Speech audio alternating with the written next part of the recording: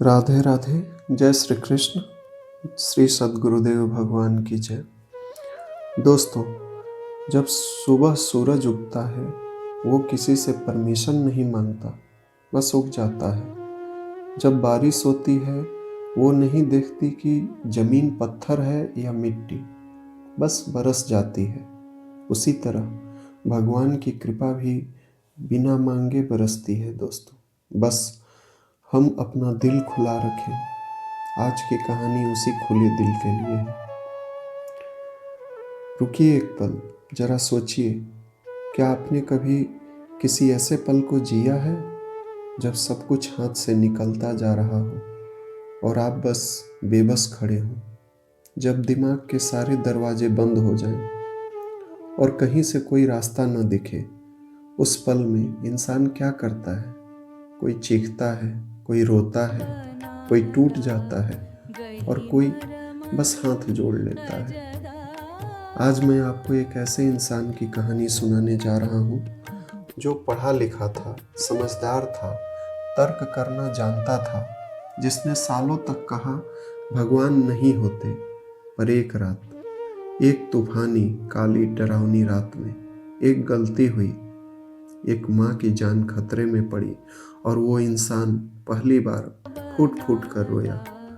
उस रात उसने कोई मंत्र नहीं पढ़ा, कोई पूजा नहीं की, बस एक टूटे हुए दिल से पुकारा, प्रभु अगर तू है तो बचा ले।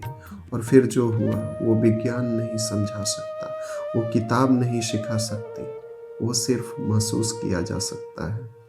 तो आज तर्क को एक पल के लिए रख दीजिए, दिल का दरवाजा खोलिए और इस कहानी को सिर्फ सुनिए नहीं, महसूस कीजिए। राजस्थान के जैसलमेर की वो गली, वो छोटी सी दवाइयों की दुकान, वो तस्वीर जो कोने में लगी थी, आज आपसे कुछ कहना चाहती है। तो दोस्तों, आइए शुरू करते हैं। जगह राजस्थान के जैसलमेर में, जहाँ रेत के टीले सूरज की रोशनी में सोने की तरह चमकते हैं, वहीं एक छोटी सी गली में दुकान थी रमेश चंद्र जी की दवाइयों की दुकान। दुकान छोटी थी पर उनका दिल बहुत बड़ा था। जो गरीब दवा नहीं खरीद सकता था, रमेश जी उसे मुफ्त दे देते, और जो रात को बीमार पड़ जाता, रमेश जी दुकान खोल देते। लोग कहते थे, रमेश जी की दुकान पर जाओ, दवाई भी मिलेगी और दुआ भी। दुकान के कोने में एक छोटी सी तस्वीर थी, भगवान श्री कृष्ण की। मुरली हाथों में, होठों पर मुस्कान और आंखों में वो करुणा जो देखने वाले के मन को भिगो दे। रमेश जी रोज सुबह दुकान खोलते, झाड़ू लगाते, हाथ धोते और फिर बड़े प्यार से एक साफ कपड़े से उस तस्वीर को पोंछते, जैसे कोई माँ अपने सोए हुए बच्चे का चेहरा पोंछती है। धूप जलाते, हाथ जोड़ते और बस मुस्कुरा देते। कोई लंबी प्रार्थना नहीं, कोई मंत्र नहीं, बस एक भरोसा कि तू है। और उनका बेटा राकेश पढ़ा लिखा, होनहार, शहर से डिग्री लेकर आया था। वो पिताजी के साथ दुकान पर बैठता, दवाइयाँ समझता, ग्राहक से बात करता, पर रोज एक काम जरूर करता, पिताजी को पूजा करते देख भौहें चढ़ाता। एक दिन बोला, पिताजी, विज्ञान ने सिद्ध कर दिया है कि पृथ्वी सूर्य का चक्कर लगाती है और शास्त्र कहते हैं सूर्य रथ पर चलता है, तो शास्त्र गलत हुए ना? और जो शास्त्र गलत, उनका भगवान भी गलत। रमेश जी ने बेटे को देखा, प्यार से, बिना गुस्से के, और बस मुस्कुरा दिए। राकेश समझा कि पिताजी के पास जवाब नहीं, पर सच ये था कि रमेश जी जानते थे, जो दिल से नहीं देखता उसे आंखों से समझाना बेकार है। ऐसे ही दिन बीतते रहे, मौसम बदलते रहे और रमेश जी की उम्र बढ़ती रही। एक शाम जब दुकान बंद हो रही थी, रमेश जी ने राकेश का हाथ थामा। हाथ ठंडे थे, आवाज धीमी थी। बोले, बेटा, तू माने या न माने ये तेरा हक है, पर एक बाप की आखिरी बात मान लेगा क्या? राकेश का गला भर आया।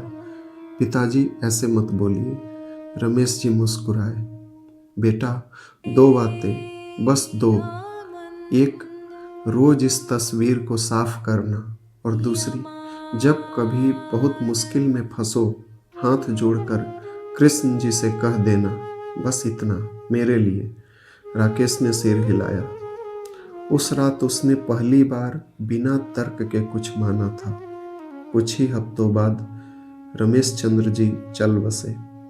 दुकान वही रही, तस्वीर वही रही, पर वो मुस्कुराता चेहरा, वो धूप की खुशबू, वो हाथों की गर्माहट, सब चली गई। राकेश अकेला बैठता दुकान में, और रोज, चाहे मन हो या न हो, उस तस्वीर को साफ करता। पिताजी का वादा जो था। फिर आई वो रात, काली, भारी, तूफानी। जैसलमेर में मानसून कभी कभी ऐसे आता है, जैसे आसमान फट पड़ा हो, बिजली कड़कती, रोशनी जाती, अंधेरा छा जाता। राकेश दिन भर से थका हुआ था, ग्राहक की भी कमी थी, मन उदास था। तभी थोड़ी देर पहले एक ग्राहक चूहे मारने की दवाई वापस करके गया था। बिजली नहीं थी। राकेश ने सोचा, लाइट आने पर रख दूंगा सही जगह, और वो शीशी काउंटर पर ही रखी रह गई। तभी दरवाजा खुला। एक लड़का जो 15-16 साल का था, भीगता हुआ अंदर आया। बाल चिपके हुए, सांस फूली हुई, आंखें डरी हुई, कांपते हाथों से एक पर्चा आगे बढ़ाया। भैया, ये दवाई चाहिए, माँ बहुत बीमार है। डॉक्टर ने कहा अभी 4 चम्मच पिला दो तो बच जाएगी। क्या है आपके पास? राकेश ने पर्चा देखा। हाँ है। बिजली नहीं थी। मोबाइल की टॉर्च से उसने शीशी उठाई। लड़का खुश हुआ, पैसे दिए, दवाई ली और भागते हुए बारिश में निकल गया। राकेश ने राहत की सांस ली, और तभी उसकी नज़र काउंटर पर पड़ी। वो दूसरी शीशी, चूहे मारने की दवाई, अभी भी वहीं रखी थी। एक पल के लिए दिमाग में कुछ सूझा नहीं। फिर धड़ाम, जैसे किसी ने सीने पर मुक्का मार दिया हो। अगर वो शीशी वही है तो लड़का लेकर गया। पूरा बदन पसीने से भीग गया, हाथ कांपने लगे।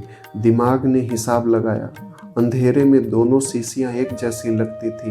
लड़का पढ़ा लिखा भी नहीं लग रहा था। वो लेबल नहीं पढ़ेगा, और माँ पी लेगी।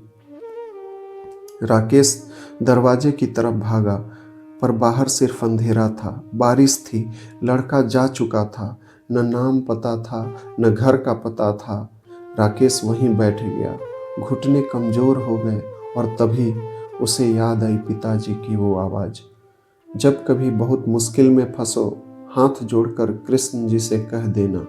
राकेश उठा, लड़खड़ाते कदमों से उस तस्वीर के सामने गया, हाथ जोड़े, पर शब्द नहीं निकले, बस आंखें भर गई। और फिर फूट फूट कर रोते हुए बोला, प्रभु, पिताजी कहते थे तू है।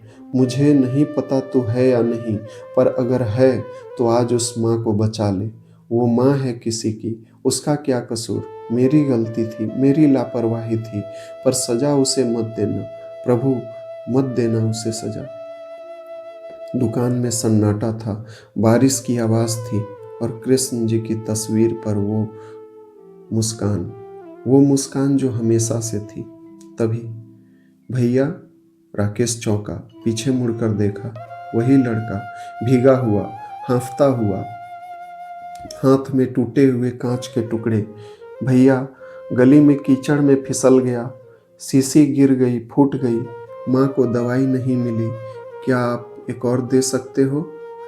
राकेश की आंखें फटी की फटी रह गई, हाथ कांप रहे थे।